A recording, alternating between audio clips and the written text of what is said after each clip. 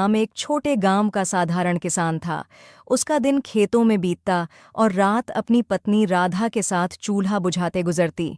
उनका बेटा चंदन गांव के स्कूल में पढ़ाई करता था। काशीराम के सारे सपने चंदन के आसपास ही घूमते थे। उसने अपनी जिंदगी में जितनी भी मुश्किलें झेली थीं, सब इस उम्मीद में कि चंदन पढ़ेगा, लिखेगा और शहर जाकर बड़ा आदमी बनेगा। गांव में आजकल महंगाई का जमाना था। फसल भी अच्छी नहीं हुई थी और काशीराम के पास ज्यादा पैसा नहीं बचा था। फिर भी उसने अपने बेटे के लिए हर दिन मेहनत की, क्योंकि चंदन को अगले महीने शहर के कॉलेज में दाखिला लेना था। काशीराम जानता था कि अगर उसने अपने बेटे का सपना पूरा कर दिया तो उसकी जिंदगी सफल हो जाएगी। एक दिन चंदन स्कूल से आया और बोला, बाबा, मुझे कॉलेज का दाखिला लेना है। प्रिंसिपल ने कहा है कि जल्दी फीस भरनी पड़ेगी। काशीराम के पास अब तक पैसा जमा नहीं हो पाया था। उसका चेहरा उदास हो गया, लेकिन उसने अपने बेटे को कुछ नहीं बताया। राधा ने देखा तो पूछा, क्या बात है, तुम इतने चिंतित क्यों हो? काशीराम ने थोड़ी देर चुप रहने के बाद कहा, चंदन का दाखिला करवाने के लिए हमारे पास पैसा नहीं है, फसल अच्छी नहीं हुई और अब हमें कुछ और रास्ता ढूंढना होगा। राधा भी चिंतित हो गई, लेकिन उसने हौसला दिया, तुम चिंता मत करो, हम कुछ न कुछ जरूर कर लेंगे। काशीराम ने गांव के जमींदार के पास जाने का फैसला किया। उसने सोचा कि कुछ उधार ले लेगा और फिर फसल का पैसा मिलने पर वापस कर देगा। जमींदार के पास पहुंचा तो जमींदार ने कहा, काशी, तुम्हें जितना पैसा चाहिए ले लो, लेकिन एक शर्त है, तुम्हें अपनी जमीन का एक टुकड़ा गिरवी रखना होगा। जमीन काशीराम के लिए सब कुछ थी, उसके पुरखों की निशानी, उसकी रोजी रोटी का इकलौता जरिया। लेकिन अपने बेटे के सपने के लिए वह जमीन गिरवी रखने के लिए तैयार हो गया।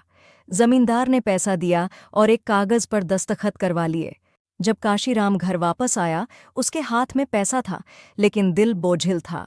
उसने राधा को बताया, मैंने जमीन गिरवी रख दी है, अगर हम वक्त पर पैसा नहीं चुका पाए तो जमींदार जमीन ले लेगा। राधा ने आंसू पोंछते हुए कहा, तुमने जो किया चंदन के लिए किया, तुम्हें अपने फैसले पर पछताना नहीं चाहिए। कुछ दिन बाद चंदन शहर के कॉलेज में पढ़ाई करने चला गया। काशीराम हर दिन और ज्यादा मेहनत करता, लेकिन जो थोड़ा बहुत पैसा कमाता वो जमींदार के उधार चुकाने में लग जाता। गांव में लोग काशीराम को देखकर कहते, बेचारा काशी, अपने बेटे के सपनों के लिए सब कुछ दांव पर लगा दिया। 1 साल बीत गया। चंदन के परीक्षा होने वाले थे, लेकिन उसके पिता के हाथ अब भी खाली थे। एक रात काशीराम ने राधा से कहा, मुझे लगता है हम अपनी जमीन खो देंगे। मैंने अपने बेटे के लिए सब कुछ करना चाहा, लेकिन अब लगता है कि सब कुछ चला जाएगा। राधा ने काशीराम के हाथ पकड़े और कहा, तुमने अपनी तरफ से पूरी कोशिश की है, अपना सब कुछ दांव पर लगा दिया, और यह कोई छोटी बात नहीं है।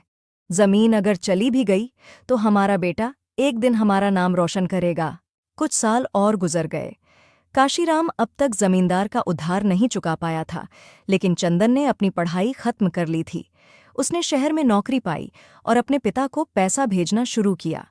धीरे धीरे काशीराम ने जमींदार का उधार चुका दिया और अपनी जमीन वापस ले ली।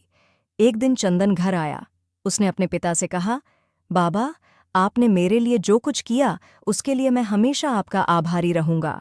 आपने अपने सपनों को मेरे सपनों के लिए कुर्बान कर दिया, लेकिन अब आपका बेटा आपको वह सब वापस देगा जो आपने खो दिया।